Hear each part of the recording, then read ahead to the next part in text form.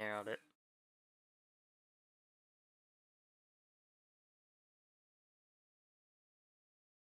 Of several characters and There we go. zombies we come across, as well as the general atmosphere overall. That's just the intro though, which in terms of the characters I think works well enough to show what all their roles were before this zombie outbreak. But when we actually end up hitting play, the first thing we're made to do is pick who we want to play as, including a fully voiced character bio when picking each individual one. Ray! I have so many windows open. That would be fine, but the game treats these bios like a get-out-of-jail-free card in many ways, as in the actual game, most of their backstories aren't elaborated on any further. And realistically, with how cookie-cutter all of the dialogue is here, without reading these, you could go the entire game not really knowing about any of these characters' backstories, I got and one be none more the to wiser check. by the end. Apart from maybe Sam B, these guys are the most bog-standard, stereotypical group I could think of. And to be honest, that doesn't even get much better when looking at their bios, which makes me think their personalities weren't even a priority. Weird, considering they actually try to pull off emotional and impactful beats with these guys, which oftentimes are such a hilarious failure. Alright. But whatever. Chances are you Hello won't everyone, really know hello, their hello, personalities hello, hello. anyways, but instead for their styles, and also perhaps their stats and abilities, which can also be seen under their name. But I'm gonna say for the record that none of these really matter. The fact is, you can pick whatever character you want and get through the game fine regardless, which is the appropriate option for a game that a lot of people will be playing by themselves. But as you can see, all the characters have varying amounts of health, speed, and stamina, with the different values being quite negligible between all Yes, the you characters, can. as the lowest one of these can get is Logan's stamina, which is set to 80. There's no actual clue on how this static number will affect the character's stamina in the actual game compared to the others, but I suppose it'll improve replayability in some ways. And of course, there's also their weapon specialties, ranging from Perna, who's a firearm expert, to Sam B, who's a blunt weapon expert. These most importantly affect the skill trees in the game, which for the most part are actually pulled off pretty well, but we'll get into them in a second. All you really need to be informed on here are the expert abilities. No matter who I was playing as, the stat differences were so minor, they never ended up affecting my experience in any way. Which is good to be honest, as if they did, I imagine I'd likely see that as a negative. But let's not forget, the most important reason these multiple characters are here isn't for variety in the single player, but instead the co-op mode, likely being the reason why so many people think incredibly fondly of Dead Island due to their time spent with friends. In my opinion, that's where this choice really matters, as although you can end up with 4 Sam Bs in your game at once, it genuinely makes for a more interesting and authentic experience if you've got one of each character on your team. The intro prologue is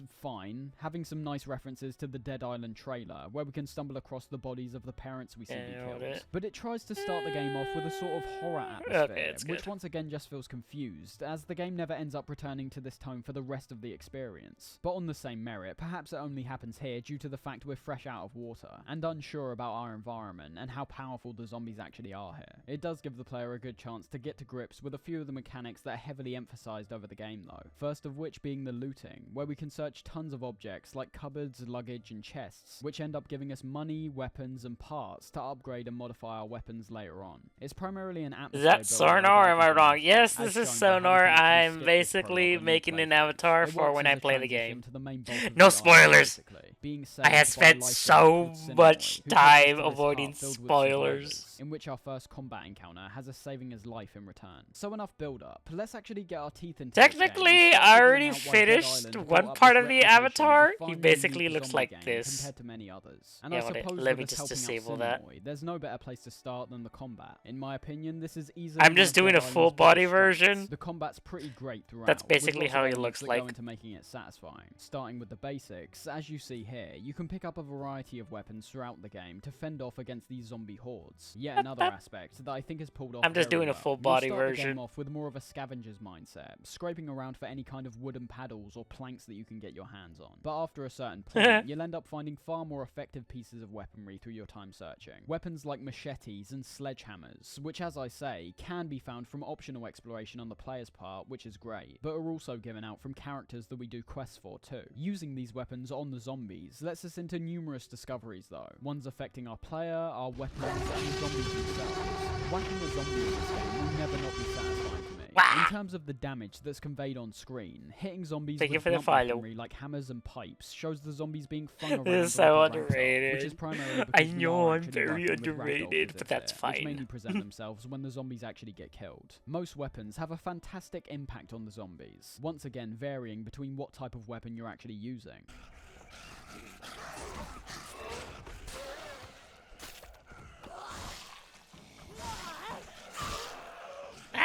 fancy. You know, what am I doing? Why can I can just do Huge amounts this. of blood will always be shooting out of the zombies regardless. But when using weapons like the machete, for example, you'll see that depending on what body part you're focusing your attacks on, there's a high chance for one of these. Yes, I'm drawing Sonar! Oh my god! Or rendering them less. Why is everybody so happy about it? This is already immensely Technically, I already drew him! I don't know if you were here, Lexi. Only to have their head fly off in the final hit. It's already after you see a raptor in the will? The wild? Okay, that was just autocorrect for you. No spoilers! I haven't played the game yet, I just know that Sonar exists. It's not as visually striking as seeing the zombies' body parts fly off and fall to the ground, but still just as effective, with how we can target these same kind of body parts and actually... But here, Lexi, since I guess you weren't here for this part... ...completely useless, as well as having the zombie's head be completely caved in, compared to being sliced off. Here, this is the half body. I'm doing the full body avatar at the moment. It introduces one of the technically I still need to do the arms. I just the flow of combat pretty much lazy. Aspects like what weapons you're using, what parts of and here's his talking animation. Stamina during these encounters. Starting with the stamina. We going yum yum yum yum yum yum yum yum yum yum. These combat scenarios, but also has many pitfalls, which made certain parts of the game arduous at points. Firstly, the stamina presents a good back and forth. Okay. No spoilers! I haven't played, I'm just making the avatar, okay? That is it. And with every swing from your weapon using now everybody shush!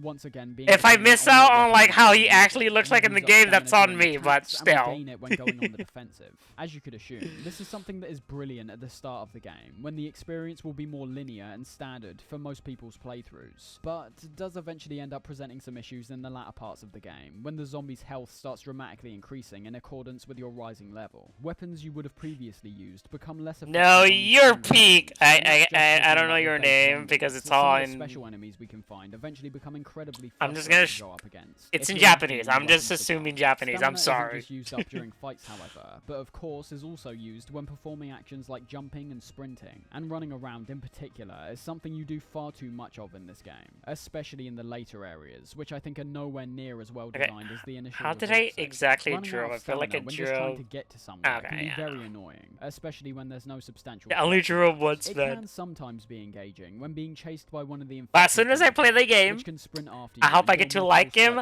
There will probably be some a good juicy fan art of him if I ever get around to it. He will be another husbando that I will claim. And not to mention that when you have 0 stamina, you'll also be knocked over by any attack that comes up against you. Something I started off enjoying Lunar combat encounters, as once again hello Lunar to and fro during the fight. But I quickly became annoyed due to it not really having any substantial impact. Let me know if the video's too loud. Like I said, I literally just use it for background noise. But you'll notice they just stand by and watch as you slowly pick yourself back up, which is very underwhelming. So stamina in general was great. Like I don't mind playing music, but at times I still want to listen to dialogue just play in the background. Solely to the attacks, to be honest, as it doesn't enhance any part of running about the world. Alright, bye Lunar. Were handled pretty well for the most part. As I mentioned, there's a nice progression we see throughout the game, where the more you level up, the higher tiers of weaponry you'll be finding, being categorized with a typical common, rare, and ultra rare tier system. The different types of weapons have different effects on the zombies. Knives, cut, Morningstar, smash, and so on. But that's an element you'll actually want to be focusing on more, as it could change your playstyle quite a bit. These weapons all have stats, which can either be observed in your inventory, or more conveniently, when the weapon's lying on the ground. They use color coding effectively here, so that you don't have to actually read all the corresponding numbers and compare them with the weapon you've got in your hand. If the weapon you're about to pick up has a higher stat in any regard, the numbers will show up in green text, whereas if they're worse, they show up in red.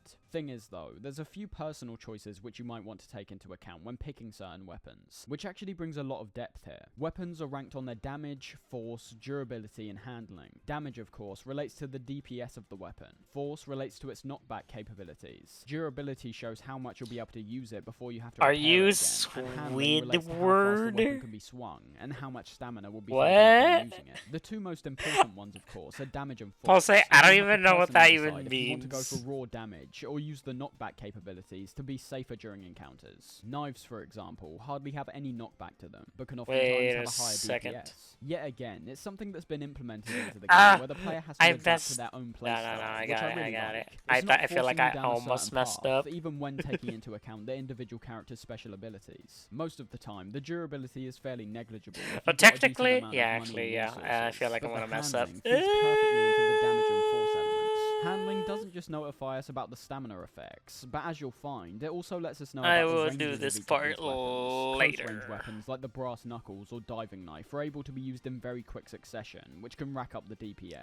Medium-range weapons are ones like the machete Technically, or sickle, this is supposed to solution, be which can like deal out some good damage while not taking too long to swing. And long-range weapons are ones like the sledgehammer and handbow, taking a large amount of damage with each swing, but having those swings take a much larger amount of time to pull off, leaving you more open to attacks as you rear up for one. I will play Dispatch whenever I'm done with the avatars and whenever I have free time. Something else you can do with all which I haven't had my days off are Sundays or Mondays, but I haven't had like any weekday days off in a while. But is also effective. So it's gonna be a while. I still need to finish South Park as well, so we shall see. If I finish South Park and still have like free time, I will probably do Dispatch afterwards. I don't really know why they chose an automatic lock-on system when a crosshair would have been much more effective in not only targeting these propane tanks, but also the different parts of the zombies themselves. But it's serviceable enough to where I didn't have many issues with them. There is also ranged weapons like pistols. I hope that's answered your question. My schedule is it's not the greatest because of my job, so I do what I can. The punch the melee weapons have, and weren't ever that fun to use for me personally. The progression's also nowhere near as good compared to the melee weapons. The pistol's almost always the best option to go with, considering its very high damage outputs and stability. Dispatch is a game you can finish in one day. To be anywhere near as effective. I mentioned the durability system a second ago, and this can sometimes cause problems during fights. That actually being a good thing, as it then Can I finish it in one day? I say in the Some of us don't have that free time. They aren't necessarily gone forever. Taking us to the workbenches. These can be found pretty frequently throughout the world, but are always placed in your home bases like the lighthouse in the resort or the church in the city area. They're of course used to repair your weapons, but is also where you'll be done. Hello, Antonio! Around the environment and dead zombies. You can not only upgrade your weapon to give them better base stats, but there's also a mod tab where you can apply numerous different status effects to your weapon. Antonio, I miss playing with my, my followers, more rivals.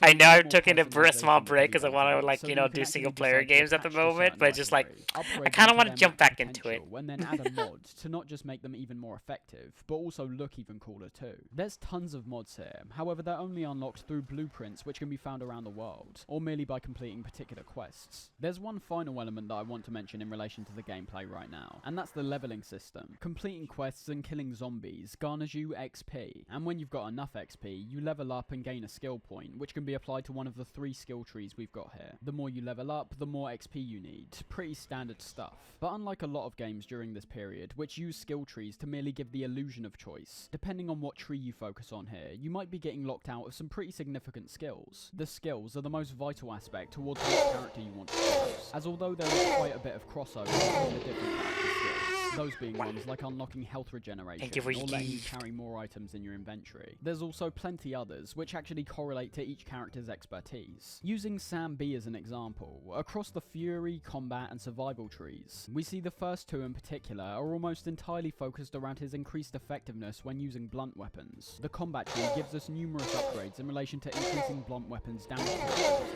and the Fury one is all in relation to Sam B's unique Fury wounds, this merely being a special ability that we can activate in-game, which lets us deal out huge amounts of damage. That's the case for all the survivors, all catering to their abilities once again. Sam B has brass knuckles, Perna has a gun, and so on. Overall, the Fury ability is a fine inclusion, although it's not the power trip I was really hoping for. Especially with characters like Sam B, you've got to get right up close during the Fury, and with it not giving you any kind of invulnerability, it can actually be a lot riskier than you'd think. Back to the skill tree though, I'm mainly happy in relation to the different moves we can unlock, but But aside from that, it's just very basic stuff. As you saw, things like damage increases, additional stamina, and increased XP and resources from fights is the norm. But it's in here where we also unlock abilities like the Tackle, which can be very useful if you're looking to make your way through enemies quickly, or the brilliant Head Stomp ability, which can actually be upgraded twice to make it even more effective. I've played so many games at this point, which use skill trees incredibly poorly, so although Dead Islands is still basic, I'm at least happy it uses it to create noticeable changes within the gameplay. It's not layered to the point of games like Skyrim, of course, where you'll be tackling the game completely differently depending on what upgrades you decide to choose. But it's fine, just fine. What's stuck in my mind more than anything in relation to Dead Island though is that atmosphere of the world. Not to be mistaken with the level design, I think the way the world is laid out can be shaky, going upon terrible at points. But it's the actual look of the game which is fantastic. The resort is by far my favourite location, having a unique sunny twist to tackling the undead, which fits in line with the overall more light-hearted atmosphere throughout the game's duration. The location feels very authentic, being filled with bars, huts, and swimming pools. You really get the sense this place would have been swarming with holiday goers before they were mauled and transformed into the undead. Something else which reinforces the environment is the zombies themselves, most of which are wearing bikinis, shorts, and no shirts. In terms of the level design though, I'm not too big a fan. I enjoy the closeness of everything here, both in terms of the actual distance between certain landmarks and objectives, as well as how enclosed certain spaces can get. You'll find yourself tackling numerous threats inside these claustrophobic huts, which typically presents a bit more panic to your combat encounters, as there's more chance of getting hit with less room to maneuver or escape. But even on the outside, I do still feel this claustrophobia in certain sections, which works well in making the zombies a more unavoidable threat that you can't just run around. Well, you can, but they'll oftentimes get a swing in, and the infected types are used as a preventative most of the time, so you have to stop and engage in combat. But for as much as I like the opening section, we also have to talk about the other areas here. For those who are unaware, the developers of this game are the same guys who would eventually go on to make Dying Light, a game with the same DNA as Dead Island, but having far more refined gameplay, and a heavy emphasis on parkour, which is pulled off incredibly well. The reason I mention this is because in the second location you travel to, that being Moresby, you definitely get the sense in Dying Light that this is the vision they were heavily invested in. However, in Dead Island, I don't think they pull it off all that well. The level design's pretty great, the claustrophobia I mentioned before is enforced even more here, with the best moments coming from the tight streets and alleyways, and the worst moments coming from a large amount of dead ends I ran across. The Dying Light comparisons become even more apt when you realise this area has more of an adherence to verticality, with several moments where you have to vault on boxes to get over walls and blockades, as well as climbing up and jumping over several rooftops. Unlike Dying Light though, the movement mechanics are incredibly clunky, leading to several moments where I've had to try and try again while falling off the same objects, even though I thought I landed on them fine. The game doesn't seem like it's built for this type of traversal. Sprinting has a sort of wind up, so you don't get an immediate momentum boost when attempting to make a long jump. And the jumping in general is just too finicky in relation to the objects you're made to climb up on. They don't let you jump high enough really, and the game would have benefited immensely from an actual vaulting system, where your character actually pulls themselves up onto structures. The bad movement does also translate to the driving. Hello! Yes, we have cars, I don't even know how to pronounce your name. I really don't think they should be here. I'm just gonna call you Ami. These are some of the worst driving mechanics. Hello, Joseph. I am working on Sonar Avatar for Dispatch. Way too slippery when driving at high speeds. Crashing into anything. No spoilers, because I have not played the game yet. Please. You can't break through any objects here, and there's no kind of additional movement after you crash. It's just a straight stop. And on the definitive edition I'm playing on PC here, the turning was almost completely bugged for me. I'd have to keep moving left and right to actually get the steering to activate, otherwise it would just propel me in a straight line while I've still got the button pressed down. In the resort section though, the driving actually has a function. Things are spaced out enough to where it's still a viable and practical option. But in the city area, there's only one or two cars that we come across, having near to no functionality because of how many broken down cars and debris are scattered on the streets. The city itself looks good, not as strong an atmosphere as the resort, but undeniably thoughtful and layered environments. One thing this area has over most others is the weather effects we see here. Every single other location has static weather conditions. The resort is always sunny and never gets dark. But in the city, we see them not only experiment with different times of day, but we also see rain. I watched a full gameplay video of it, so without spoilers, I'll just say it's crazy. The rain on permanently, but I guess having it happen randomly does vary can't wait to play it quite a bit, and having that surprise make the location stick in players' minds more. There's not much much to really say about the sewers in this section. About as linear level design as you can possibly get, with these hallways and box rooms which merely vary in size. And the visuals, of course, are nothing to marvel over either. Although down in these sewers, you'll end up stumbling across one of the proper special enemies in the game. I say proper because realistically, the thug zombie type is actually the first one which gets introduced, but their functionalities are merely being a bigger, more powerful zombie that has a much higher potential to knock you down when getting hit. I've never really been a fan of these. They lack the swift, satisfying combat of the normal zombies, and just end up being more of a damage sponge for you to wail on. The rest of the enemy types are very derivative of the special infected from the Left 4 Dead games, but they all work fine enough in terms of Dead Island itself. Suiciders and floaters both pop up in the sewers. Suiciders literally being like the boomers, which explode when you get too close to them, while also being an effective enemy to deal damage to surrounding enemies too. And floaters being a slow big boy who spits out acids. The other enemy which shows up in the city is the ram, which are strong, durable enemies which charge towards you, almost like a certain other enemy I'm familiar with. There's also the punks, policemen and soldiers that we come up against throughout the game, which have AIs so dreadful they almost never know what to do when you're standing right in front of them. And finally, taking us to the jungle section, there's the butchers, a more interesting damage sponge enemy due to its sheer speed and visceral damage, actually making my encounters with them engaging compared to the thugs. There's not much to really say about any of these, to be honest. They vary up the zombies enough so that things aren't stale, but they're quite literally the opposite of innovative. Everything they present in this regard I can see pulled off a lot better by other games. Onto the jungle though, this is where we start getting into some of the really tedious parts of the game. I think an issue with a lot of these places is that, like the jungle for example, they already fail in a gameplay sense, but could ultimately still be relevant in a story sense. Think of Lost Izalith from Dark Souls for example. The entire concept of it is interesting because the world and story before this has already been intriguing. Even if you're unaware, every area we enter has certain narrative implications, and Lost Izalith is no different. It's just the fact that it was rushed out the door so quickly that it ends up being terrible. Dead Island could have hypothetically justified the existence of the areas outside of the resort if they were fun to play, or if it was really necessary to go to these places in terms of the story. And although that is the case, the story might be the worst part of the game for me. Personally, the only justification for these new locations is variety, nothing more. The city just about gets away with it, but the jungle was inexcusably so let's draw a league where we discover that all our characters are immune. I'm assuming you want me to draw a league lag? Very simple setup. I don't even know how to pronounce his name. We just get some really Let me try. Lagiagress. Almost never work. Did I get it right? The idea to head into the city comes about when the character Cinemoy says his survivors are running low on supplies. The only issue is that all of these survivors, and Cinemoy himself, are not set up anywhere near enough to where this seems like a request that we'd actually go through with. Yet, we do. Or how about when we meet the character Jin, whose father gets infected in about 2 seconds after we meet him, and we're expected to care when he tells us to leave him behind. Like, yeah, obviously, go away. Yours is good, thank you. Jin is about the best character the game creates, and that's not saying much. Is it the Wolf Butler? Who's the Wolf Butler? She travels with us, goes through some tough times in between, goes back to kill her zombified father, and then dies at the end in a hilarious way. It's another element that appears to be completely thrown to the wayside. The narrative that's portrayed in the What video is this? Unironically better than what we get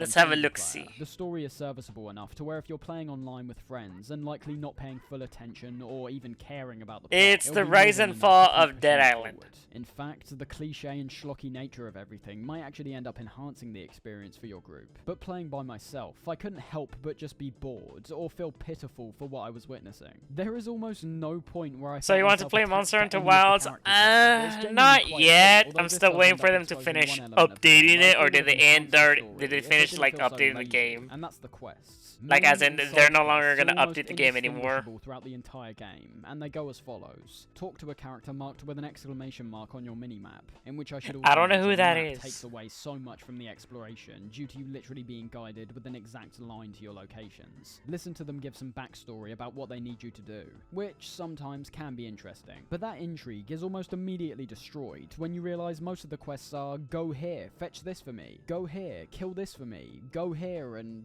but that's actually about it. There are exceptions, of course. I enjoyed the ones where we actually entered into buildings like the hotel or the several houses around the city. And I also liked particular quests like the Head of Cerberus's, which has you running around rooftops and tracking down speakers. This quest being a great example of how taking away the objective marker actually makes you pay more attention to your surroundings, and do some navigation based on your own intuition. And then there's also certain main quests which feature a bit more to them, like the final boss encounter, or as I said, the hotel mission. But they're all just way too standard, so even quests which seem like they have a unique twist to them all play out the exact same, because in reality, you're still just clearing a room of what are you talking about? I don't know what you're talking about, man.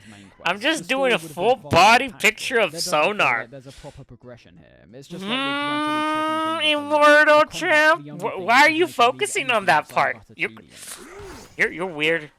The jungle's an environment that starts off interesting, but is once again brought down by the layout of it. This is arguably the area you'll be doing the most running, which I mean is just it's just a full body picture of Sonar! So, they're much more effective here, but you already know they're not the funnest thing to drive around anyway. The actual location looks pretty great, but is once again lacking the uniqueness that was in the resort section. Thank you! I could point the resort out as something that's distinctly Dead Island, but the jungle could realistically be in any game. There's a lack of personality by this point that starts to become an issue for me. Through interaction, you guys are reading too much stuff. Like, oh my god, what is he drawing this? The second key character of the game, being called Yerima, just like Jin. Still really good. Thank you. No character development, so in turn, I never really care about any of her motivations or well-being. You discover her in one of the few cutscenes throughout the game, and although these are all typically fine and played out in-game instead of a pre-rendered cutscene, it's in these where the tone gets really confused. You spend the entire game frolicking around, gleefully swiping heads off zombies, which the characters end up reciprocating in their voice lines. But then all of a sudden in these cutscenes, we get these sad pianos and strings, like they're trying to make an impact of some kind. Time to redo this part. Then give me what I need. What are you saying, Dad? Which obviously doesn't work, because no part of the actual game conveys an emotional tone at any point. From the jungle, we end up at the prison. I want to play that game, but sadly I have to install Roblox. And this is by far the worst area of the game. Those box what part is someone focusing on, Daniel? They're focusing on the pause. Like this section that I'm drawing here.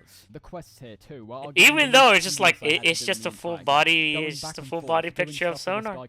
Why are you focusing on that? In exchange for his help, then another, and then another. It's just incredibly boring. And once we're done with Titus, we have a final boss fight against Ryder, that while not being awful, was nothing to write home about. You literally just survive against some zombies, and then take on an amped up, zombified version of Ryder, who they actually attempt to portray as a villain, despite us hardly interacting with him throughout the game, and only seeing him in person here. Stay back!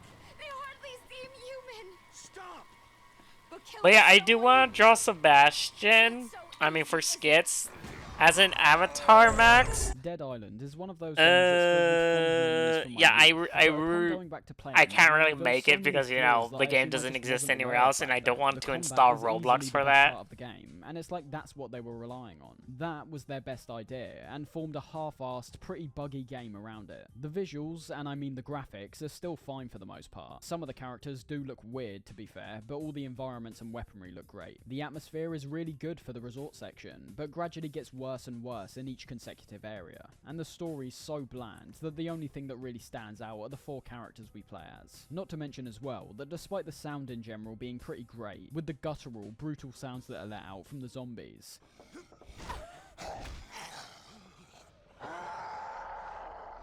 as well as our weapons and the overall ambience of certain areas.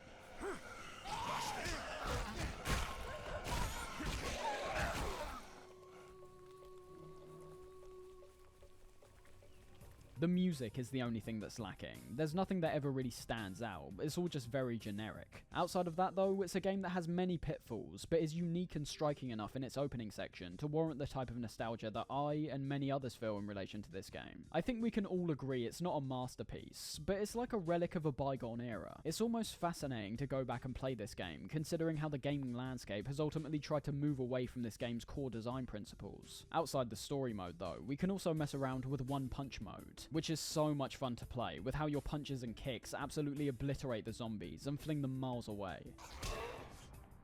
Bloody hell! And there's also the Rider campaign, that while not fixing any of the issues that are featured in the main game, at least gives some more context for the villain character, that I assume even the developers knew was poorly set up. Dead Island Riptide came next, and I'll be honest, there's not much to really say about this game when comparing it to the first one. Although it's not referred to as Dead Island 2, it's quite literally a sequel to the first game, and was only titled Riptide due to the fact there was less resources being pumped into it compared to the first one, which I assume was primarily because of the new generations of consoles coming in, where we obviously saw Techland ditch Dead Island in favour of Dying Light for these new consoles. Visually, it's pretty much identical. There are improvements in terms of lighting and particle effects, like when you deal damage to zombies, but that's only under very close observation. On the surface, there's nothing that stands out as being distinctly different. Same goes for the environments. We literally start the game off in almost a replica of the jungle section, with some additional annoyances in the form of the swamp areas. Okay, I'll be honest, these are fine, and actually pretty immersive when using the new boat vehicle, which at least functions far greater compared to the cars. But when you're on foot, these slow you down so much, the journey becomes a pure slog,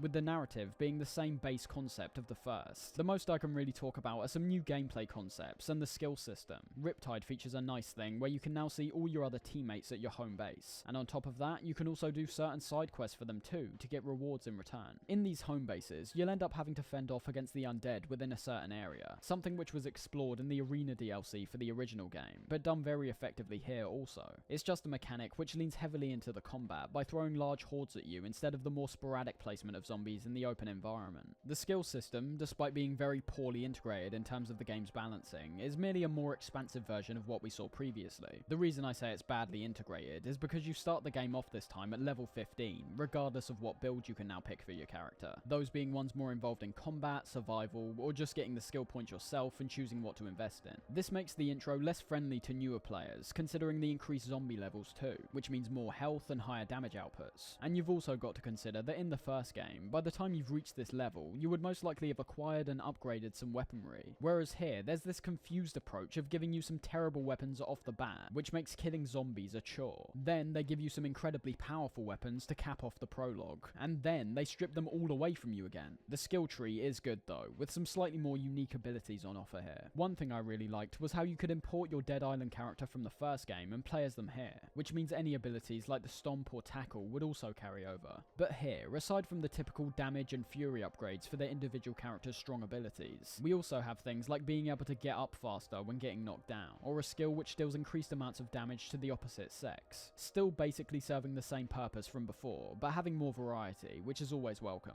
Overall though, Riptide, not a fan. There's way too many bugs which carry over from the first game, like how it's incredibly easy to get yourself stuck in certain parts, requiring you to restart from a checkpoint. I still don't like how your kick can oftentimes be far more effective than your actual weaponry, and realistically, the only positives I pick out from the experience are more nuanced to what's actually introduced in this game, and even then, they have counterpoints which makes me wonder if they're better off without them. The Drowners, for example, were a new type of zombie that reside in the swamps, either bursting up and surprising you on foot, or grabbing on and potentially knocking you off your boat. They're good, you have to take more consideration in your actions, and have to actively use the boost ability on your boat to counteract these guys' incoming attacks. But then you've also got the swamps themselves. I don't really like them at all, and would take the trade of getting rid of the Drowners if it meant the swamps were made more satisfying to traverse. But that's not all, of course. We also have yet another cloned area of the first game, and that's the city of Henderson, which does look very nice to be honest, and isn't laid out anywhere near as bad as the jungle section either. By this time, you would have stumbled across the rest of the new special enemies here, which I mean visually look good, but I mean come on. The wrestler literally looks like the Charger from Left 4 Dead, and is another one which just smacks you around. The Grenadier almost has the exact same functionalities as the Floater, by being a zombie with toxic ranged attacks. And there's also the Screamer, being the only truly unique one here, by letting out an incapacitating scream when you're close to it. Stepping away from Riptide though, as I said, I don't find much merit or interesting things to actually say about it. Only this year did we finally get the true follow-up to Dead Island in the form of Dead Island 2, a game that was in development hell for around 10 years, being passed through numerous different developers' hands until it was finally completed by Deep Silver Dambuster Studios. And for a game that seemed like it was inevitably going to be a nightmare, I was pleasantly surprised that it not only fixes tons of issues I had with the first two games, but in general I found to be a pretty satisfying experience all round. Now, it sticks quite close to the core values of the first game, which I think is good,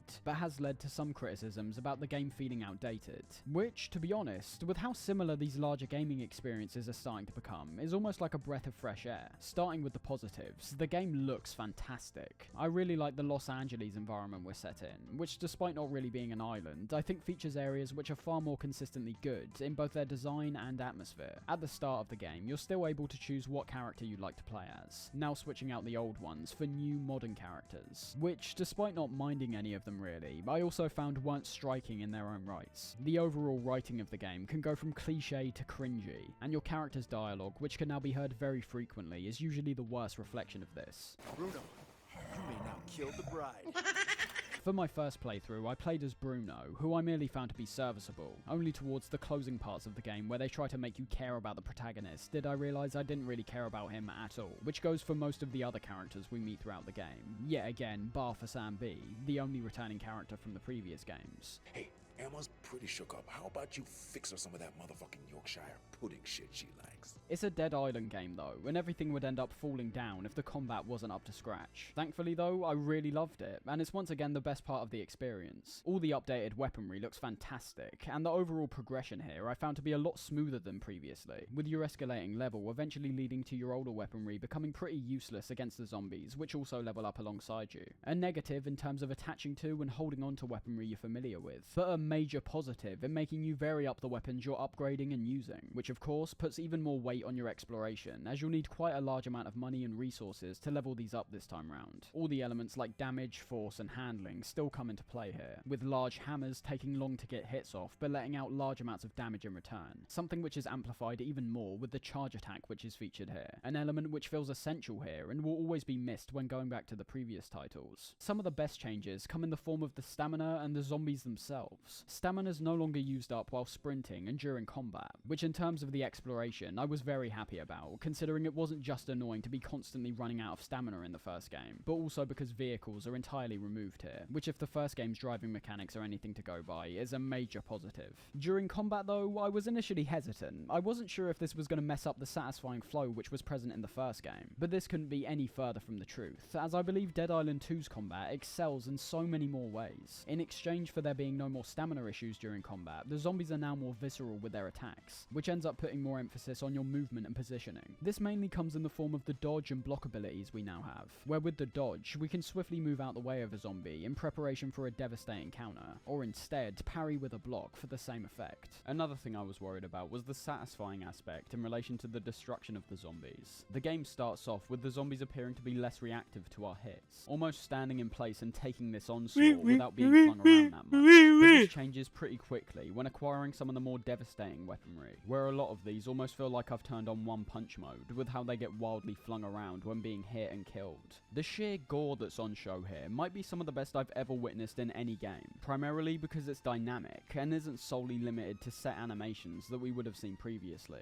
Hitting zombies still has blood bursting out of them, but now we can see this blood accurately laid down when falling to the ground, which ends up interacting with other fluid systems in the game to even greater effect. Status effects are used really well here, where now items like the jerry can and the brand new water can can be thrown and exploded to either set the zombies alight or merely douse them in these fluids, which, as you could assume, means the gas can then be ignited to set them on fire, and the water can be electrified to electrocute the zombies. And talking of that, the gore elements are just astounding. In terms of the fluid example I just mentioned, the zombies will be completely scalded upon these status effects being applied to them, but that's not even mentioning the raw damage here. Continuing to wail on zombies reveals the physics-based gore system that's been put in place, where not only can each individual body part be maimed and cut off, but also when looking to their innards, we see their entrails have dynamic physics to them, with the same going for their jaws and skulls, which can be destroyed bit by bit, so their jaw is either loosely hanging from their mouths, or completely removed. There is still somewhat of a damage sponge nature to these guys, but because of how satisfying I found the damage effects and the combat in general to be here, I was more willing to get into even the most optional of fights, whereas before I found myself just trying to run past everything after a certain point. There's a lot of elements that have been reworked and streamlined here, which I think were all appropriate for the most part. The skill system, for one, has stepped away from leveling up skill trees, and instead changed to these skill cards, still having several different trees, with cards that adhere to different types of ability and survivor skills. I do enjoy this system even more than the one before though, as unlike back then, there's not only more noticeable effects which get applied, like the ability to have zombies explode after being killed, or the dropkick and ground pound abilities that can be applied. They're also static. We don't have to gradually upgrade different abilities to get what we really want. We're given the skill immediately, with the main choice coming from a personal decision on what skills we'd like to choose over others. Something that could become quite a hard choice, considering how many good abilities there are here. Once again, working very nicely to vary up and adhere to different players' playstyles. And we also have the return of the workbenches to repair, upgrade, and modify our weapons once again. This being the most noticeably streamlined element for me, with how modifications are now handed out far more sparingly, and apply to most of the weapons you acquire, instead of the more restrictive process from before. With there also being several other mods we can add aside from the status effect, which further improves elements like how much damage the weapons give out, and making their ability to damage limbs greater. There are certain trade-offs which could be made here, like the upgrades which add damage to the weapon but reduce its durability, but for the most part, a lot of these are just static upgrades, which is perfectly fine. Something else I really enjoyed was the game's overall structure,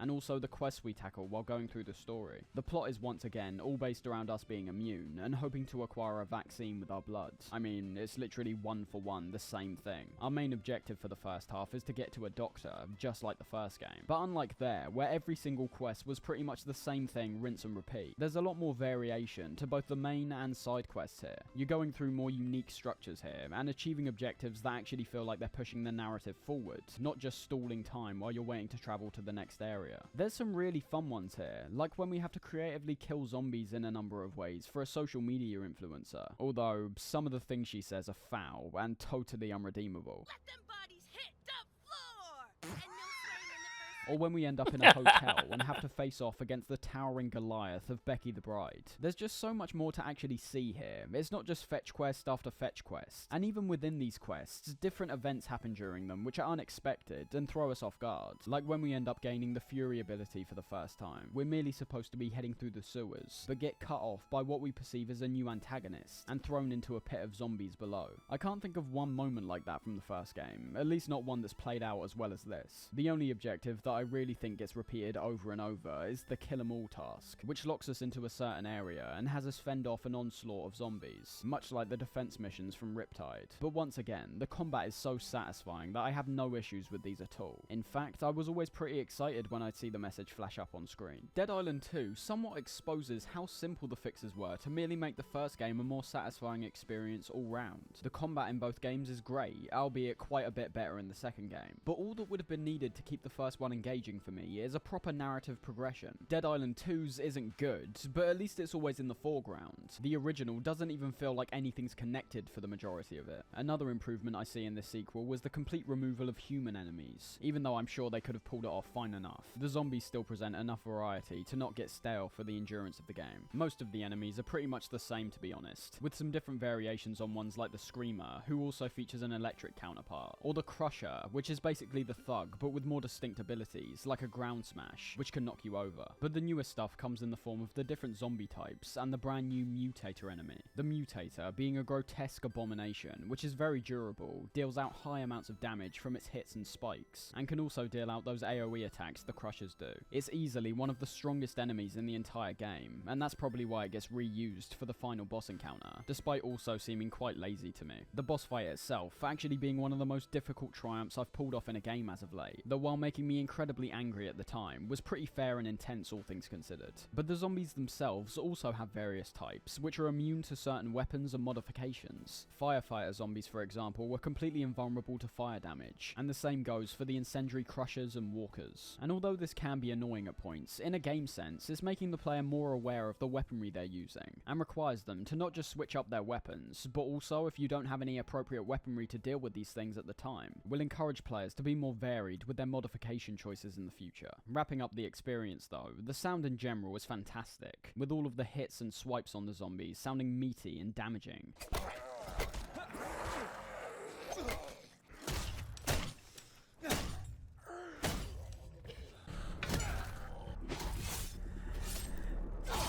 As well as all of the gun sounds being grand and explosive.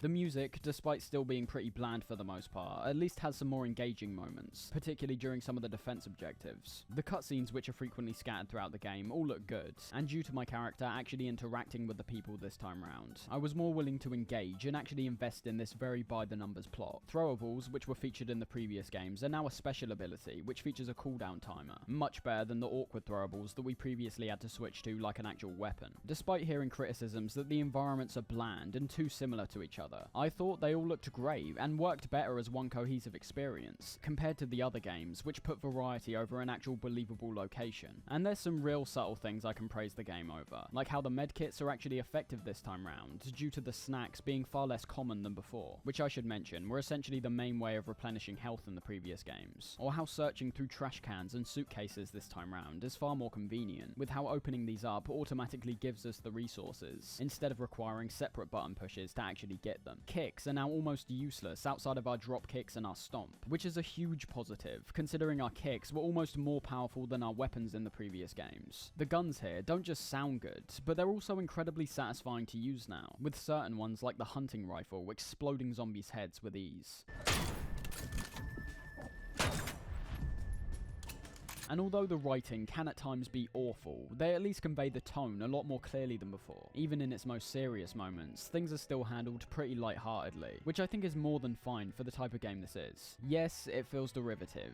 Yes, I can clearly see things which have been snatched by other games like Dying Light. And no, I don't think it's a masterpiece, but it's an experience that I was fully invested in while playing, and was satisfying enough for me to want to go back and experience it again through the eyes of another one of these characters. Just so you're aware, I'm taking no pity on this game because of the development issues. If it was awful, I'd say it's awful, but it's really strange the backlash this game has gotten, because I think it's genuinely good. Time might warp that belief perhaps, but I had a lot more fun with this game compared to anything else that's been coming out in recent memory. The YouTuber Critical described this game somewhat as comfort food, and I completely understand what he means by that. Because it's a comfort food. You know exactly what you're getting when you order the Dead Island dish. You're getting a generic zombie experience, but it has that extra seasoning of some very, very beautiful gore. It's like we're playing an updated version of an old relic, but despite the game's shortcomings, I thought it was not only great by itself, but a vast improvement on what we saw before. And finally, despite the level design not being drastically different from the first, there's way more interactivity within the environment here, which can lead to some good puzzle solving moments. They are all pretty simple to be fair, just things like finding circuit breakers to unlock doors, but it's another element which makes you take in the world more and actually appreciate the design of it. A much better improvement over Dead Island's original map system, which basically had players gluing their eyes to the white dotted line the entire time. So there you have it. Dead Island is a franchise that has a strange amount of love surrounding it, and by the end of checking these games out, you can really see where this was initially garnered. Dead Island was released during a period where zombies were still fresh, and the ideas it was presenting were ones that broke certain conventions, like having zombies always be revolved around darkness, night, and bleakness. Whereas I really don't think the originals have aged all that well, the redeeming factors they do present are ones that are still vivid in my memory. It's a game that stands out, as opposed to being merely forgotten, and with the sequel, they only amplify that aspect even more, using highly detailed, real-world locations, and one of the best gore systems in gaming, to once again prop up what could be a pretty banal experience. But in my eyes, it's actually nice to have a fully fledged experience nowadays, considering so many games now are released in an unfinished and buggy state. It does have DLC, but nothing that would make anyone feel like they're truly missing out on something core to the game.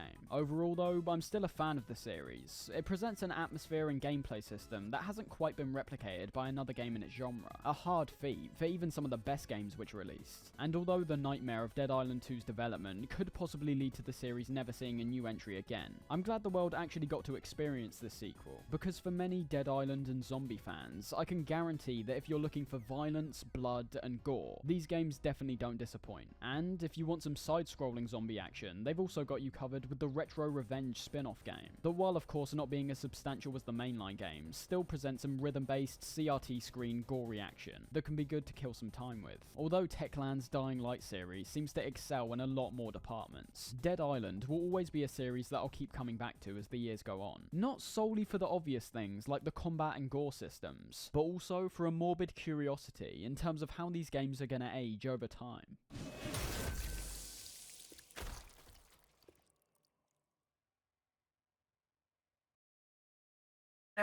Video's over. Wah.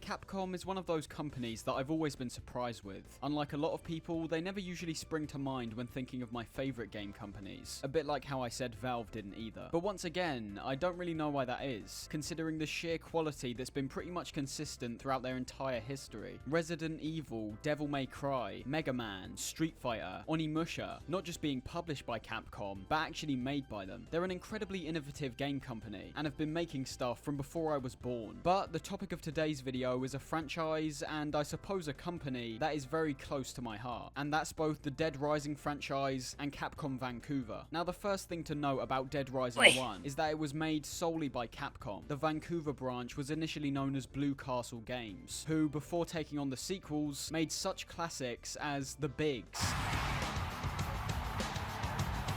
MLB Front Office Manager, and, of course, The Bigs 2. So it's important to recognise that despite Blue Castle perfecting the franchise in my eyes, it was once again spawned from Capcom itself, and more specifically, Keiji Inafune. I bet I got that wrong. Looking at Dead Rising has become even more interesting as the years have gone on, being one of the standout launch titles for the Xbox 360, and I can't deny, that aspect of the game shows itself off from start to finish. We play as Frank West, who looks like a more confused Ben Affleck. The plot set up straight away from this intro set piece. Zombies have taken over a town called Willamette, and you're heading into the mall for some reason. I mean, I understand that's where the game is, but you could have got a better reason than just drop me onto this place where I'll most likely die. But in reality, that kind of sets the scene for the entire game. Does it make sense this character would strand himself here, not even knowing if there's anyone inside apart from zombies? No. But he does it because he's Frank West, a man who runs around like he's constantly shat himself. The bit leading up to this is very boring, just slowly moving along the street snapping pictures of stuff, which in reality doesn't change anything in the grand scheme of things. It sets the scene, I suppose, but it already kind of gets set before and after this. Luckily you can skip it though. So, if it wasn't obvious enough, this game is basically Dawn of the Dead, the video game, all taking place inside a zombie-infested mall. It's not only a pretty ambitious setting to begin with, only having a set number of areas you'll be going to throughout the entire game, but I personally feel everything around this almost set it up to fail, but somehow everything just ended up working. The game essentially boils down to main and side quests like a lot of other games, most of which either involve going to somewhere to talk to someone, helping a survivor, or to take out one of the many psychopaths. But it's everything surrounding these quests which make Dead Rising still stand out all these years later. The general gameplay is incredibly freeing and brings a fresh approach in terms of how you interact with your environment and how you deal with the zombie horde within it. I'd say the biggest USP this game has is the sheer amount of things you can pick up and use to fight back. You aren't given a particular weapon you need to use. You've got several inventory slots where you can pick up and store weapons. This leaves more room for experimentation, as you're not limited to solely what you can carry with your hands. And also, depending on what weapons you have,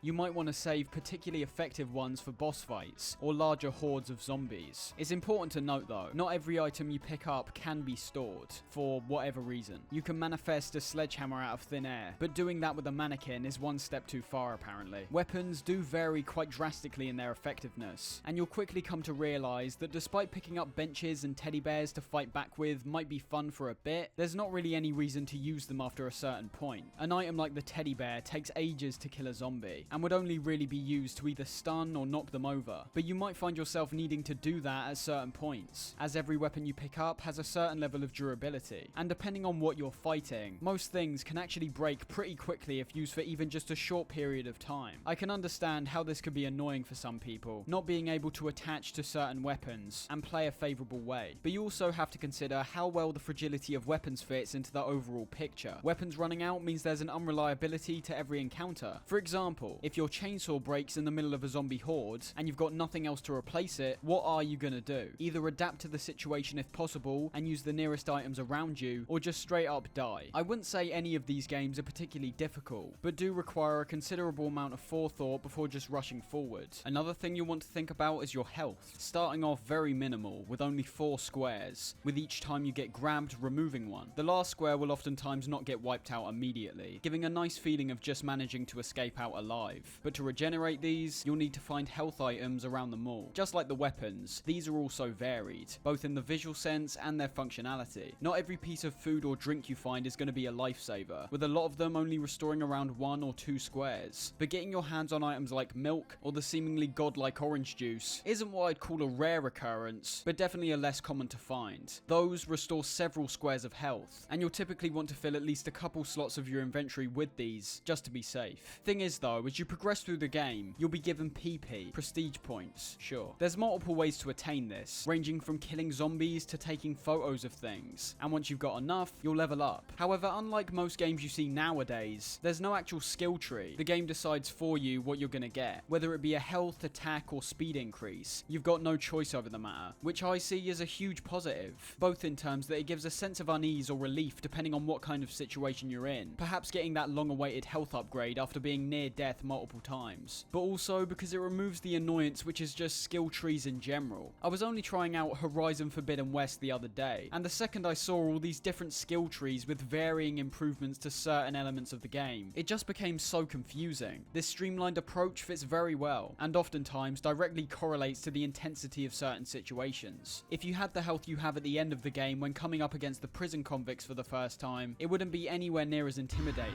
Although, considering how buggy this game is, it's not like you'll be having a hard time anyway. That's something which my mind instantly goes to when thinking of Dead Rising. There's an almost charming level of jank to this game, and compared to some of Capcom's previous games, just has this sort of bare feeling. Take Leisure Park for example. It's this big patch of land, where even at night time, shadows are being cast by seemingly nowhere. The moon does not count here, and in the daytime, your shadow somehow overlaps another shadow. It is genuinely like looking back to an old relic, with these incredibly low-res, flat grass textures, and seeing zombies pop in from the distance. But as I said, it's got charm to it. The bugs aren't so heinously bad they'll ruin your experience, but they're definitely present. As you've probably noticed, we can also switch up our clothing, both in a way to appear downright insane, and also to maybe appear a bit more lavish.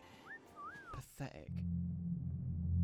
This, once again, is another unique element to Dead Rising. Alternate clothing has obviously been done before, but there's a particular authenticity to how it's presented in this game. Go into a kid shop, you'll end up with a bare midriff and a horse head, but head into a men's apparel shop, and you'll get a snazzy little suit. I've always appreciated that element in these games, giving us quite a large amount of customizability, despite playing as one set character. It's on the cusp of being an RPG, but as I said, stays away from the elements which would bog down the experience. The actual zombies in this game I think are excellently implemented, as it's one of the only games where zombies actually feel like zombies. They're really slow for the most part, with their primary way of walking being a shuffle, a slightly faster shuffle, and then later in the game they'll do a light jog. On their own, they're easy to handle, but what makes them intimidating is how many get thrown at you. There's a very clever and subtle progression to these guys. Just compare these clips, one being right at the start, and the other being towards the end. You can see that as the game goes on, more and more zombies fill up every area, not only becoming more dangerous for you to navigate, but also poses big issues for the survivors you'll be taking with you. Their only way of attacking, as you could assume, is to grab, hit, and bite you, which is an element which started to annoy me as the game went on. I think this first game might be the most intimidating, and I suppose you could say realistic. Nah, you couldn't say that. But in this game, the zombies are actually a threat. You'll want to avoid them whenever possible, and take out the ones that are in your way. These things love to grab you though, and I'm actually glad they do, because as we'll see in later games, if you can just run past these things easily, pretty much all threat is removed, and in turn dampens the overall gameplay. The only change I would have made is to either have Frank escape automatically, or just have a button prompt, which it occasionally does do. Waggling the stick is just a really annoying thing to do over and over, and for me, actually ends up hurting my hand. But outside of that, I'd say everything's pretty perfect. The satisfaction from mowing down zombies doesn't just come from the gore, or the sound, or the sheer number you can mow down. I think it's directly linked to how they're seen as a dangerous hazard. They're not a nuisance. There's obviously a cognitive dissonance in relation to the fact they can bite you, but at the same time, you see characters later turn into zombies after being bitten. But in a game as off the wall as this, it doesn't really matter. It's because you're Viet Cong. I'm right. Aren't I? Not to mention, when the weird religious type cult gets introduced, things become even more interesting, as well as visually appealing. Outside the psychopaths, the only other enemies you fight are these cultists, and later in the game, special forces. The cultists wear these bright yellow coats and green masks, which I think is some excellent visual design. They also make tons of really strange sounds. turning them, for me, into an even freakier presence than your standard zombies. What makes these guys perhaps even more satisfying to take out though, is how they typically bunch up together, pretty much begging for you to take one large swipe at them with a sledgehammer. The special forces are a bit more standard, however, showing up right towards the end of the game and shooting anything on sight. These guys show up all over the mall and arguably become the biggest threat in the game. Only thing is, the machine gun they drop, which I have to assume is supposed to be used back on them, doesn't work that well. I think that goes for all the ranged weapons in this game for me personally. On a controller, making the avatar right really now. Stunted, and whenever you aim, there's no actual animation to cover the camera transition, so you just get this straight cut to a different angle, which is a bit weird. Not to mention that slicing and dicing is just a whole lot more awesome than taking these things out from a distance. So, the actual missions in this game are kind of hard to explain. Unlike most games where you can pick out certain missions which are particularly great, the whole experience here is pretty much consistent with everything else in the game. It's all focused around maximizing the time you spend doing things in the mall. So whereas some games are praised for their main missions and criticized for their side missions, or vice versa, the missions here are pretty much interchangeable, which links to another unique aspect of this game. The case files seem like the main task, heading after the antagonist Carlito, and along the way meeting new characters, like Isabella, Brad, and Jessica. But the interesting thing is, if you end up failing one of these missions at any point, the game will ask you to either load a save, or just continue playing. As you might forget whilst playing, the ultimate goal really is to get out alive. This is something they really didn't need to do, and for me, playing through the game without having this overarching narrative just seems a bit aimless. But for those who really aren't interested and just want to mess around, you can absolutely do that.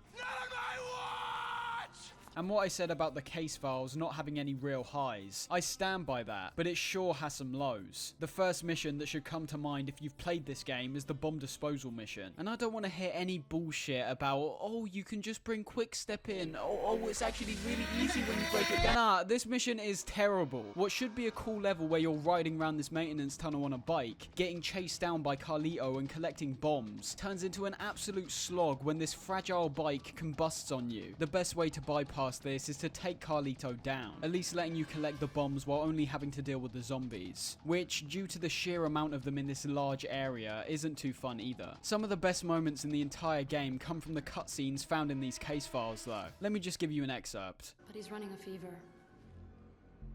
He needs medicine. A fever.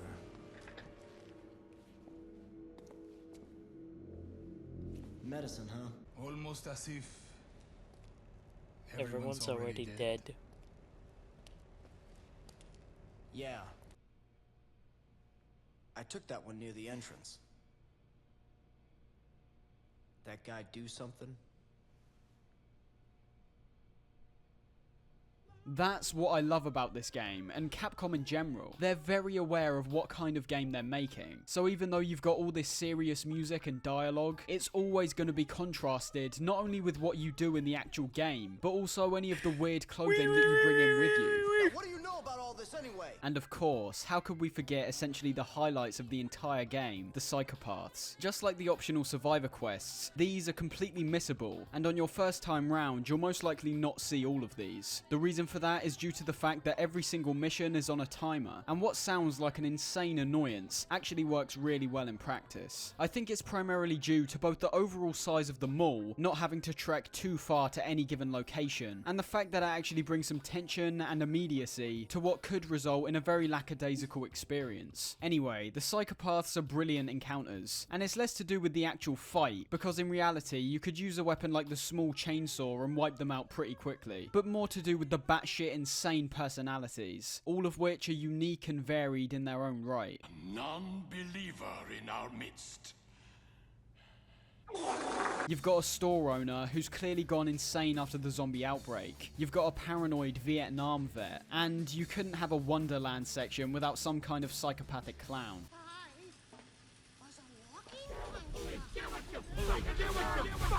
These are all balls to the walls mental, so if you had any doubts in whether they were taking this game 100% seriously, all you need to do is look at these guys. Even though these aren't necessary to complete, they're still worth doing for the experience alone, and also the fact that most of these guys also drop unique weapons, which are typically better than most things you'll find, and also respawn when coming back to the area they were in. But all in all, that about wraps up Dead Rising. It laid the foundation for a zombie killing sandbox with specific influence from George Romero, and something that nobody seems to have mentioned, a very similar tone to the works of David Lynch. Almost every single line of dialogue in this game is delivered in that same stunted fashion as Twin Peaks.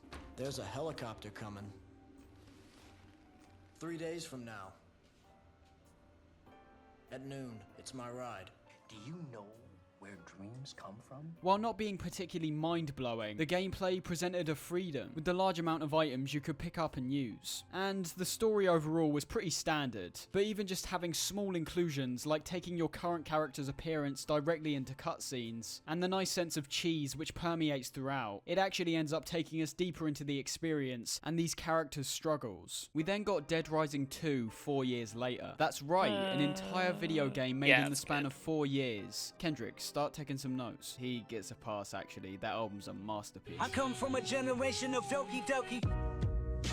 This is where Blue Castle Games took over production, and not only do I think Dead Rising 2 stays beyond faithful to the original game, but took things in an even more extreme direction that innovated and expanded on what was present in the first game. The intro sets things up really well, showing we're now playing as a new character called Chuck Green, a character who's much more grounded than the sometimes bizarre Frank West. Some people might not like this, as overall you could say a lot more characters in this game are actually realistic, as opposed to what were essentially caricatures in the original, but I've never had a problem with them. After the zombie outbreak in Willamette, it's only natural for the human race to capitalize on these undead creatures, showing there's now TV shows like Terror is Reality, which we're participating in, which literally consists of a bunch of games where zombies get torn to shreds. But as you could assume, things go wrong very quickly, resulting in yet another outbreak, this time in Fortune City. This time round, we're not just in a mall, but a full-blown casino town, increasing the scale quite dramatically over the first game. The level in which this game balances both quality of life improvements on top of innovating, all while never losing the original base of the first game, is masterful. Well, I say that, but there are some aspects I might see as an improvement, but others might not like. One of the clearest examples of this is how the zombies function, which, to put bluntly, are nowhere near as threatening as the first game, despite this time being even more packed into these environments, with the amount of zombies that are present appearing to be huge. The way they act has been tweaked slightly to create what I consider a more satisfying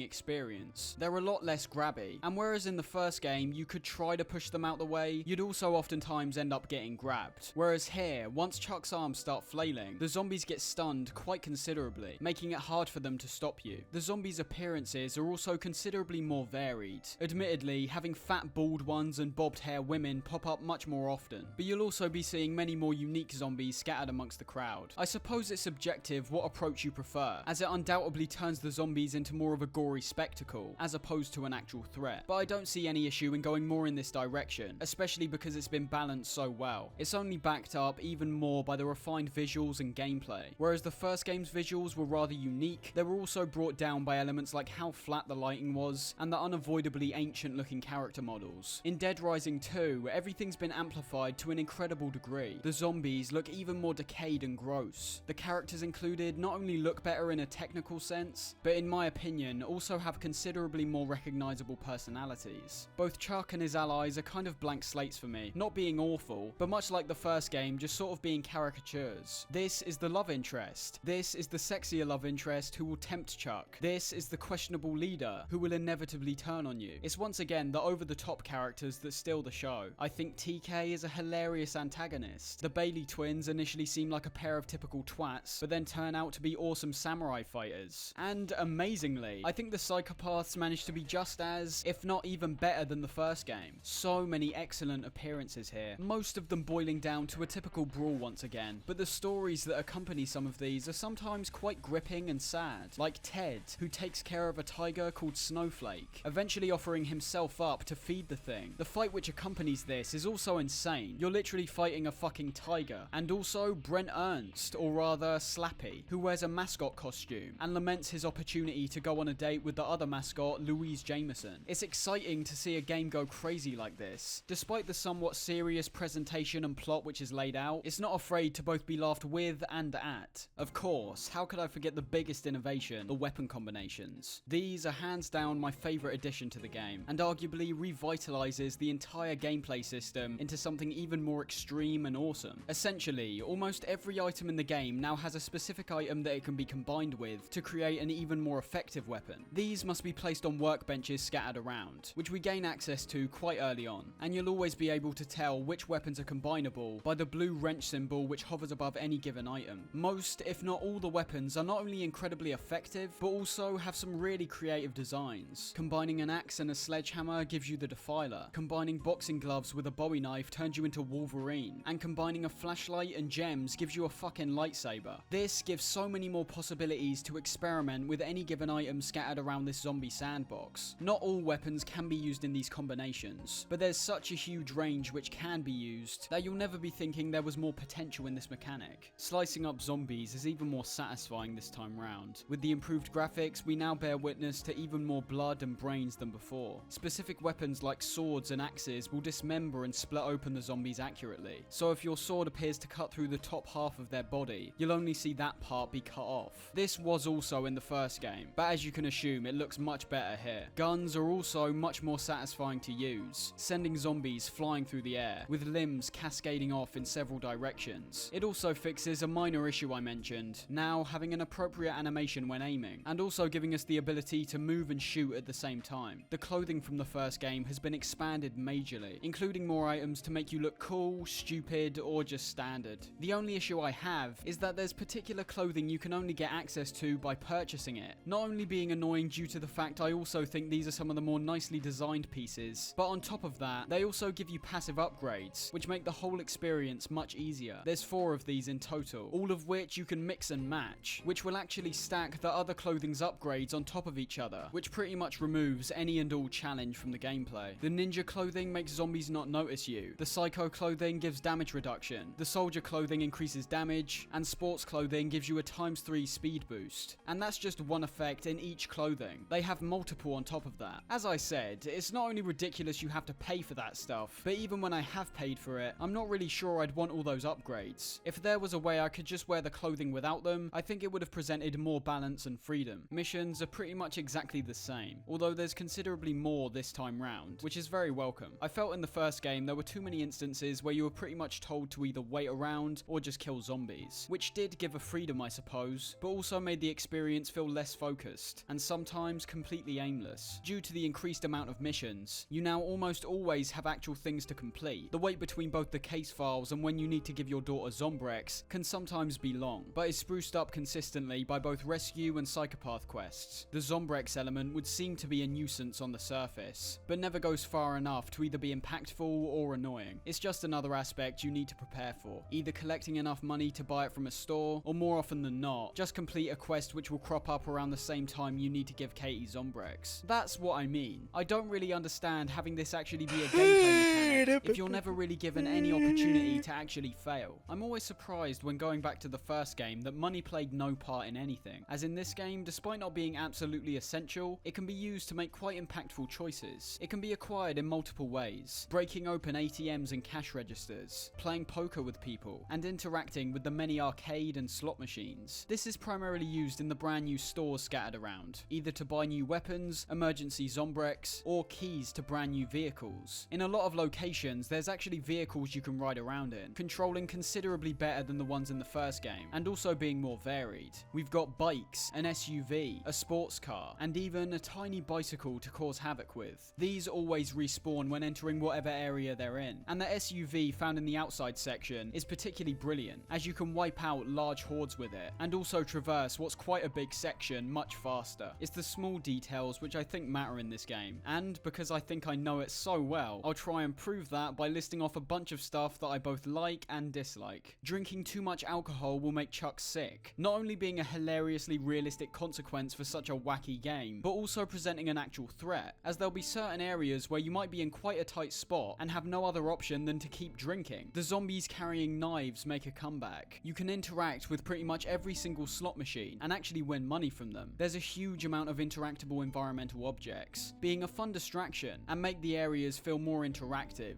as opposed to static. The survivor AI is much improved, not getting stuck as much in both the environment and the zombies. When you drive vehicles, your characters literally don't move at all, which is both weird and blatantly lazy. Holding down the attack button with most weapons will more often than not give you a stronger attack with an up-close kill animation, making the zombies you take out even more satisfying. Despite the overall upgrade in graphical fidelity, there's some strange artifacting issues, which do become distracting after a while. I like how you're never told things like how you can bring toys back for Katie. It leaves room for a nice surprise. And I was wondering why that sounded so Let's familiar. start going real specific now. The smaller icons, which show you both where your mission is and also where the survivors are, have much more clarity, and the arrow this time round is much less misleading than the first game. The random events which take place return from the first game, but arguably change things more drastically. Whereas before we had the cultists who were pretty much just like the zombies, now we get thrust into situations like being sniped all across the strip by psychos. And, of course, the infamous Ted and Snowflake encounter. We also had 3 different Dead Rising 2 related games, the first of which being Case Zero, which was basically a tech demo. Then you had the non-canon Off the Record, which replaced Chuck with Frank West, introducing some new areas in the sandbox mode, ultimately going down as the fan favourite of the franchise, tied with the first. And we also had Case West, which was basically an epilogue to the main game, which isn't terrible, but definitely should have actually been part of the base game, and not sold separately. I'd say overall, Dead Rising 2 might be the perfect sequel. It focuses on all the elements that made the first game great, and refined them. I suppose you could say its one pitfall was the story, perhaps not being as gripping or memorable as the first, due to the much grittier tone. But the story in these games I personally see just as a reason for the gameplay. We've already established that just wandering around killing things will eventually be tiresome, but giving you an actual reason to go around killing things, even if it's to progress a story that you don't really care about, at least gives you a greater sense of progression. Now, Dead Rising 3 is an interesting one. It was my first time playing when recording, primarily due to its exclusivity to their Xbox One. But even now that we can buy it on PC, and even though I had fairly low expectations with this one, it met those expectations in a lot of aspects, disappointed me in even more aspects, and surprised me in a few. Let's just start with what I bared witness to right when launching the game. We've now got multiple modes: Story Mode, Nightmare Mode, and Untold Stories. Untold Stories is a set of DLCs following some characters you meet in the main game.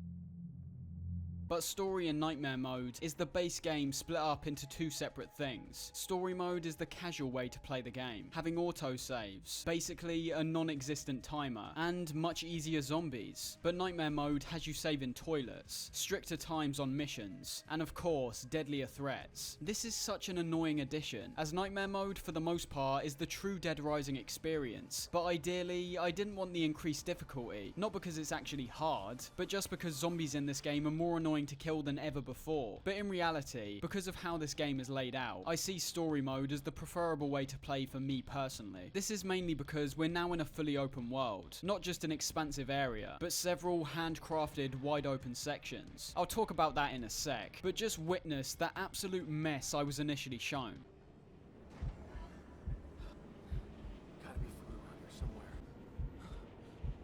It makes a bad impression straight away, solely down to this awful PC port. They've got the frame rate locked to 30 FPS off the bat. No matter what resolution and what frame rate I set the game to, it wouldn't change. So I had to actually go into the game files, create an ini file with a piece of text unlocking the frame rate, and then when going back into the game, I was now met with an inventory that would pop up for a millisecond and some seizure-inducing aim issues. This was down to the fact I have a 144Hz monitor, and the game apparently shits itself when going anywhere over 60 FPS. For a game released in 2014, this port is embarrassing on that front, and I don't blame someone for refunding it straight away. However, when we got all those issues solved, we do genuinely get a game with much improved graphics. But this also comes with a downside, which I'll talk about in a sec. Now, I think the open world was the only natural progression to the series, but it's one that I think they didn't pull off that well. Because the map's much bigger and more open than previous games, I think think the areas here are a lot less memorable. Take a screenshot of any area in the past Dead Rising games, and I'm sure most fans will be pretty confident they can tell you what that area is. But take a screenshot from this game and things start to blend together. The open world links to a huge amount of problems I have with this game, so let's just get through them now. Because there's no real base of operations, missions have been completely switched to cater to this. Side missions now have ridiculously large timers, so large that on story mode, you'll only ever miss these if you're purposely not trying to do them. And for the story missions, the timer's gone completely, which, I mean, I have no idea why they did this, but there you go. The missions here fall into a much more standard bracket. Main missions often have you going to somewhere, meeting new characters, and maybe have a boss fight or some other set piece. These are all fine, and there's none I really had an issue with. Side missions though, excluding the psychopath encounters, are in my opinion absolutely dreadful. There was a sense of satisfaction to all the side quests in previous games, as despite being pretty bland, and usually just leading someone back to the safe house, you actually felt like you were helping out survivors, all of which you can interact with when they get saved. A lot of these also had quite strange personalities, once again livening up what could be a pretty boring gameplay mechanic. But here, because you're not saving these people, almost every single side quest has now been turned into a fetch quest. Find a handgun, find a grenade, find some food, find some spray cans. You're collecting these things and taking them back, that's it. And what do we get in return? Some PP and typically an ally that will help you out in battle. And by help you out, that usually just means hanging around before they either die or you abandon them. I don't think allies are a bad idea in theory, but they're just useless in comparison to what we can do. Talking of PP, this game was released in 2013, so you can guarantee the lazy open world game design seeps into every corner here. Instead of the convenient and satisfying progression from previous games, we now get a bulky skill tree, complicating the entire process. This really feels like changing stuff for the sake of it, because it brings absolutely no depth. You get one attribute point to spend between levels 1 to 15, 2 points between levels 15 to 30, and 3 for any level above 30. I think I leveled up my health about twice, because I was more focused on dealing damage and filling my pockets with weapons. I dumped tons in the combo categories so I could experiment around more, and I'll be honest, I wanted to put most in the inventory slots. For some reason, they thought it was necessary to change the quick, albeit somewhat clunky inventory system the previous games had, into this scrolling wheel thing. It would be fine, but we start off with 4 slots, which is ridiculous. It feels so restrictive to have this little inventory space, as well as having the inventory skill tree be one of the hardest to level up, especially in a game with this many combo weapons. Early on, I couldn't go 5 minutes without having to do this annoying process of dropping a couple weapons so I could pick up 2 other things to combine, and then taking back my other stuff, which, because of the annoying pickup system, usually meant picking up about 100 items around the weapon I actually want to pick up. And the actual process of combo weapons in this game has been severely dampened as well. Because our character's a repairman, we can now create any combo weapon on the fly, which sounds good initially, but in practice, I've got to say, it removed near to all the excitement around these things. The feeling of finally finding that chainsaw while carrying around a useless paddle for ages, only to create this Goliath of a weapon, was so satisfying. But in this game, it's much quicker and more efficient, but also much more lame. The music is just this tiny loop that sounds like it's trying to be exciting, but just fails.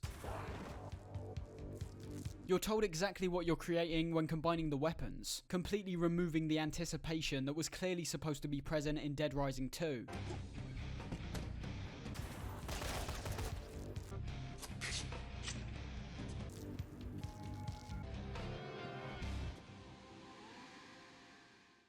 Let's kick some ass.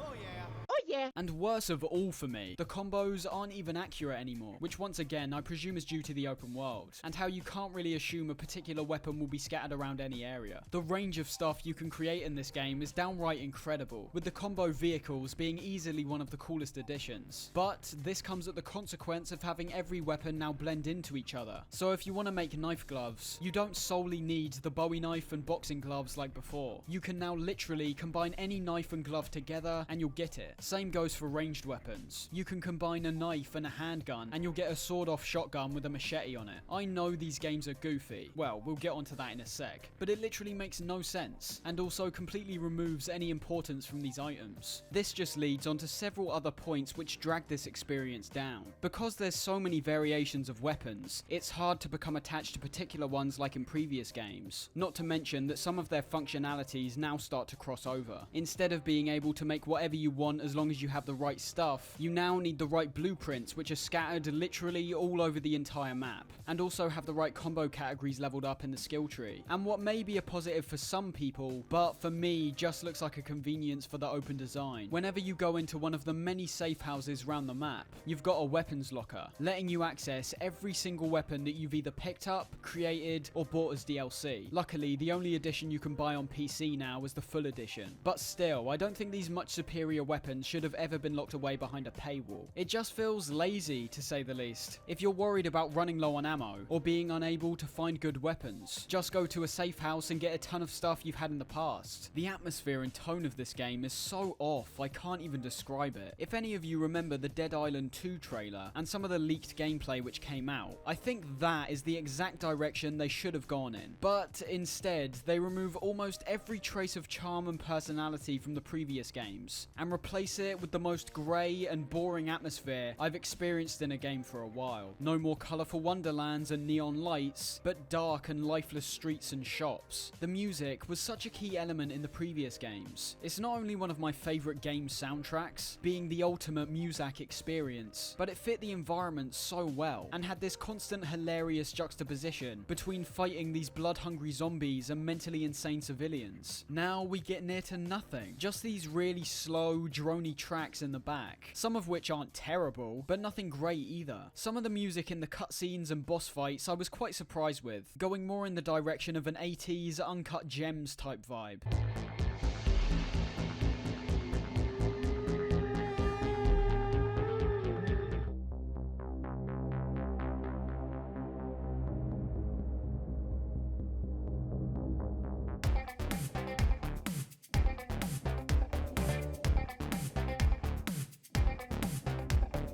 And those tracks are pretty good. But as I said, it's mainly the visuals that I have a problem with, and you can see why by all the gameplay that's been playing. There's elements here from the past games which basically stick out like a sore thumb, and make me dreadfully sad they didn't follow suit with that direction here. But it is what it is. As for the overall gameplay, it's shit, I've got to be honest. Killing zombies for me has never been less satisfying. I think this is down to a lot of elements. Because the map's bigger, you spend a large amount of time in cars, racking up that kill count by just aimlessly crushing zombies in front of you. And even when you're on foot, killing zombies now feels pointless because of the sheer amount of them. You barely ever feel like you're clearing any of them out, or making a path forward, because there's always going to be tons you won't be able to deal with. So ultimately, unless you want to try out a weapon, running through them is the easiest option. Survivors aren't really an issue anymore, so you don't have to spend any time protecting them or yourself. So really, its biggest innovation is easily its biggest downfall. More zombies means more things to kill, which means even more opportunity to get tired of killing. What I found extra weird was the removal of money and stores. I suppose they just couldn't find a way to put it in because,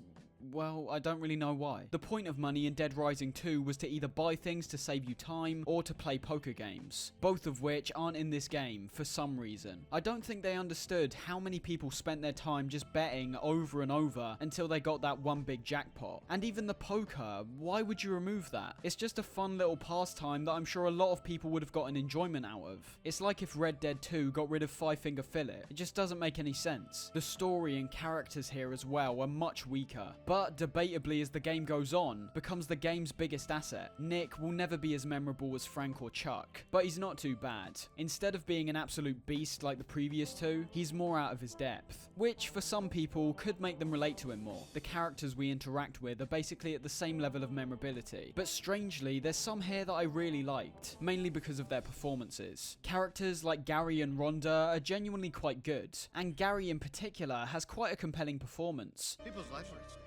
How about my life is at stake? How about you think about me for a change? How about you give a shit about that? The boss has been on my case all this time over this Annie girl and bringing her back here. Well, I finally got her in there. Hold up, no thanks to you. For all I know, he'll off me if she gets away again, and he's gonna be here soon. But I got anything to live for anyway. The villains, I literally barely remember. There's one in a wheelchair and another who's a military guy, about as cliche as you could get. But ultimately, going through the story this time round, I think will be a lot more subjective. I can assume there's just as many people who hate the timer in these games compared to those who like it. I personally am in favour of it, as it hides some of the gameplay's blander moments. But I can understand wanting to do things at your own pace. And same goes for the story. Both previous games have been about discovering a mystery, whereas this is more focused on the sole situation of getting out of town. I actually got more invested as the game went on, and by the end of the game, when Chuck makes his grand return, and it's revealed our love interest was his daughter Katie, I was fully in. The themes of the story aren't particularly that interesting, but quite poignant, especially in today's terms. I was a lot more interested in the capitalist and consumerist money-focused side of the previous games, stemming close to my love of the actual George Romero films. Zombies go to the mall and casino in these games because us zombies in the real world flock to this stuff which only loses us money. It's not a subtle metaphor, but I like it. This game is much more focused on the drug side of things, having Zombrex from the previous game be replaced with Zombrex chips, which actually have GPS tracking in them. It's not that focused on, or even particularly shown, unlike the previous games subtly did, but it's at least there. The psychopath fights in this game felt much lesser than previous games, and I mean that in the most literal sense. I thought there were less encounters, but the ones we do have actually turn out to be some of the most interesting and varied selections so far. The first fight is against Z, and is basically as standard as you could get, an all-out brawl with a Guandao-wielding maniac. But the fights that I was more interested in were against people like Albert and Diego. Not only do these two fights both take place in quite unique environments, but the way they function is not how you typically expect a psychopath to act. Albert's fight includes several alternate versions of himself walking around, where you'll then need to find the real version and kill him. It's really basic, but it's something we haven't seen in the franchise up to this point. And Diego's fight has him flying all around this space-themed area, shooting down fire. Something I can assume people won't like is how these fights are much easier to handle, with a lot of them almost turning into quick-time events, where you can pretty much just perform the finishing move on them by using the Y and B combo over and over. But I've got to be honest, I kinda like the switch up. It makes some of these encounters much more unique, which especially helps considering how a lot of these have also been dumbed down as a result of the overall darker and more serious tone. So, now that we've covered the main aspects, let's look at the smaller things. Multiplayer makes a return from Dead Rising 2. I didn't try it in either game when recording, considering I've got no one to play with, but my memories of playing with friends in the previous game are strong, so I can only assume with the bigger world, it must have presented even more freedom and fun experiences. The inclusion of a sprint button is very much appreciated, although I once again think this was either put in due to the skill tree or just changing things for the sake of it. You had speed increases in the previous games, and it's not like sprinting in this game makes avoiding zombies any easier. And in fact, the movement in general, but especially when you're sprinting, is really shit. You feel like an absolute tank, but it does present new skill moves like the shoulder tackle, which can be quite useful. The clunky movement can sometimes be horrible, especially with this new camera system. For some reason, games have gone in the direction of having the camera really close to your character. It's a trend that became very prevalent after The Last of Us, but was pretty much becoming common throughout the 7th generation of consoles. It can sometimes be put to great effect, actually drawing you closer to the characters and their journey, but it has to be the right type of angles and the right type of game. Resident Evil 4 has a similar camera, but it never feels intrusive. It's zoomed out enough so that Leon's not taking up a huge amount of space. The recent God of War is an example of having this camera badly implemented.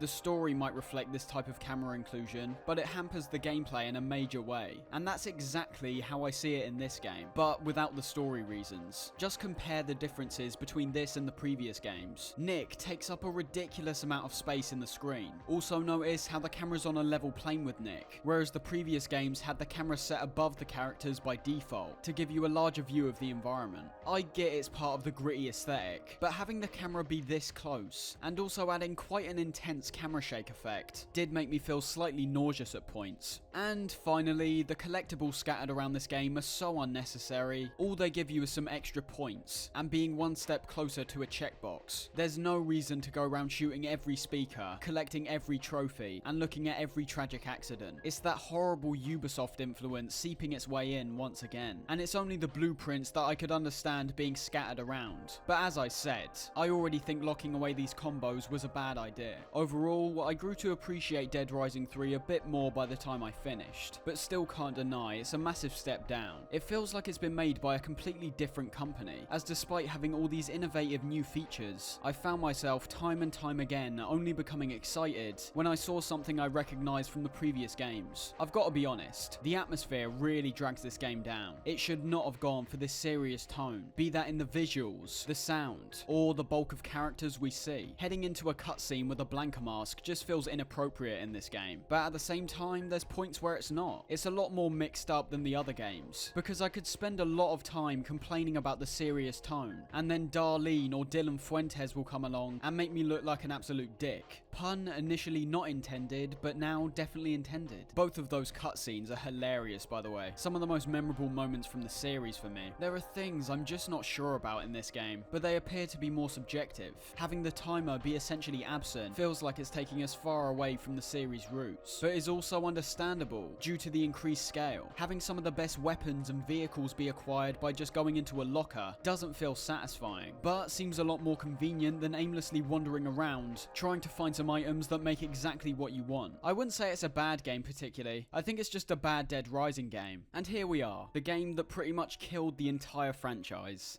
You just love making me look like an asshole, don't you? For some reason, I really wanted to like this game. The amount of hate this game got when it came out was unreal. People not just making videos about why it's bad, but actually trying to specify the amount of time it took to make. That bad. And to be honest, no word of a lie, it quite possibly has my favourite intro sequence in the entire series. You start the game off destroying a ridiculous amount of zombies in this dream sequence, get some admittedly dreadful cutscenes. Alright, when I'm driving. What? No, this is my car. And then after the initial break into this compound, we get a really nice animated sequence. But after that, everything falls down. And I mean, I'm giving this game a large pass considering things were falling down within the first 30 minutes. God, where do I start? Well, let's just start by saying this isn't a Dead Rising game. It's got some outfits, some characters, and some weapons you might know from the past games, but they've been completely transformed into something incredibly boring. We're back playing as Frank West, a decision which clearly came from the developers' heavy emphasis on going back to the series' roots. It is the 10th year anniversary of our game, and we wanted to go back to our roots. Frank is cooler, he's tougher, a little wiser, but he's still Frank. Just kind of stuffy in here, don't you think? A little fresh air here.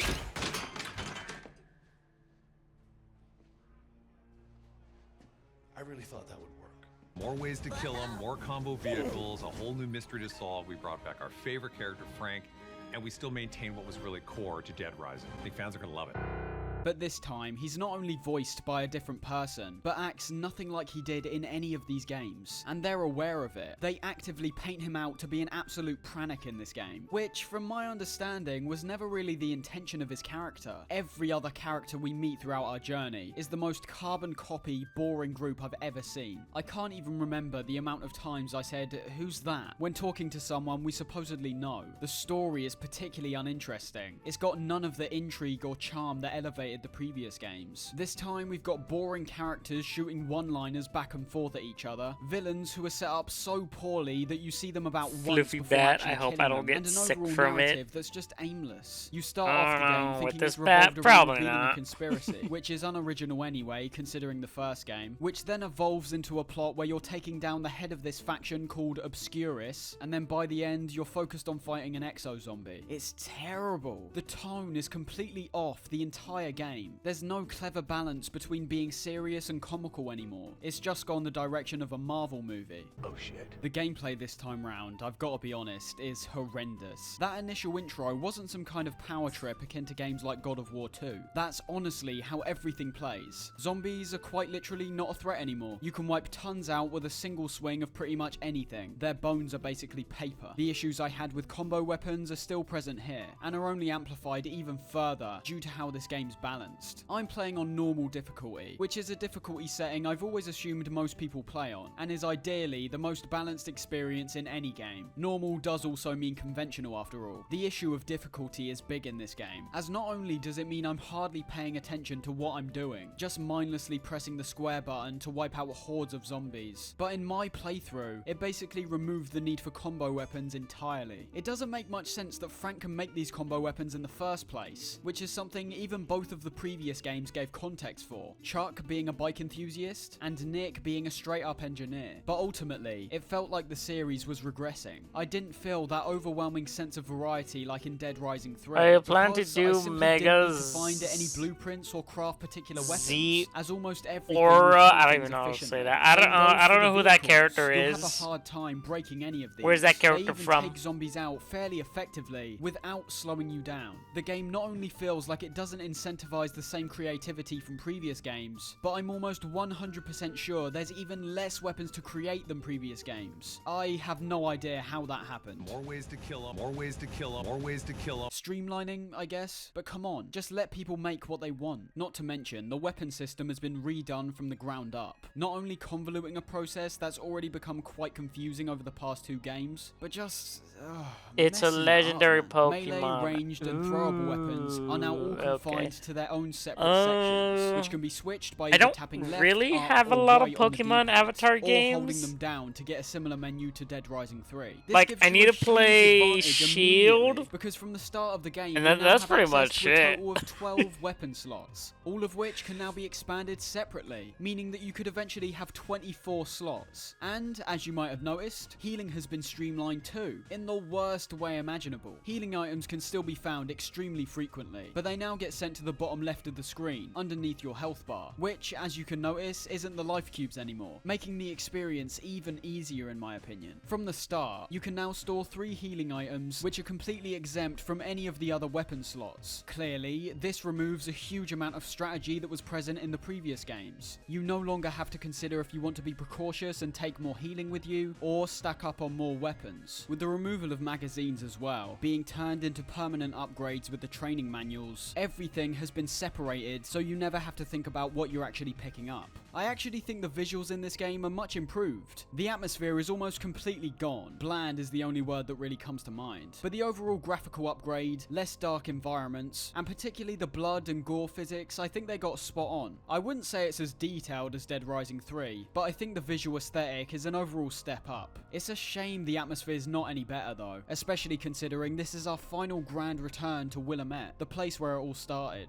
I think the inclusion of even a remnant of the first game would have been appreciated, but the most we get is your usual blanker masks, and thankfully the return of some classic tracks from the first 2 games, although these are only played in specific areas. The soundtrack's still primarily boring droney stuff. There are almost no qualities they don't mess up in this game. The missions and overall story progression has been utterly destroyed, as they've taken the ballsy move to completely remove the timer this time. If anything in a game this easy, some sense of urgency should have been here. And talking of the missions, what you actually do in these range from an utterly boring and repetitive cycle of clearing out safe houses and killing zombies around civilians, which, similar to the previous game, lack any impact or uniqueness, which I primarily assume stems back to the open world design. They literally try to trick you into thinking things will be more interesting with this sole go-karting mission at the start of the game, which I did think was cool, but this is it. This is the extent of how good the side missions get, and to be honest, I think it's a compliment calling them side missions. I mean, they've been renamed to encounters, so I guess that's how they thought they'd get away with it, but it makes the lack of actual side missions even more present. Then, in the main missions, as I said, we follow one of the most uninspired and lifeless stories I've played from a game in a while, with most missions usually boiling down to clear out this room of zombies, defeat the Obscura soldiers, defeat the Obscura soldiers, defeat the Obscura soldiers. Missions now pretty much all revolve around the human enemies in a game franchise called Dead Rising. There are some interesting elements like the camera investigations, which requires you to use several modes on your camera to piece together clues. But, of course, they take a fairly good mechanic like this and overuse it to the point where it actually becomes unenjoyable. The most unforgivable new addition is easily the Maniacs, completely removing the psychopaths from previous games. What distinguishes the two is that psychopaths were unique encounters, sometimes discovered in unique locations, and always had a unique opening and closing cutscene, person that sometimes conveyed an extremely rich and interesting personality within a very short amount of time. The reason I keep saying unique is because the Maniacs remove all of that, and intentionally too. I'm pretty sure the whole idea of these was supposed to be like you've stumbled across some messed up enemy in the open world, not taking you away from the moment by putting you in a cutscene, but the fact you actually get notified of their location makes everything I just said void. All the fights against these guys are quite...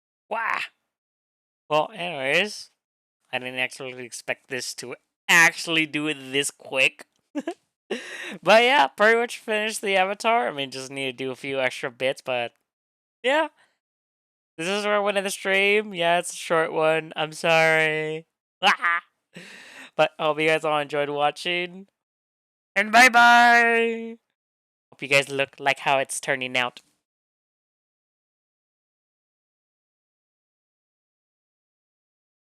Quack, quack, quack, quack, quack. Wait, what? Quack, quack, quack, quack, quack.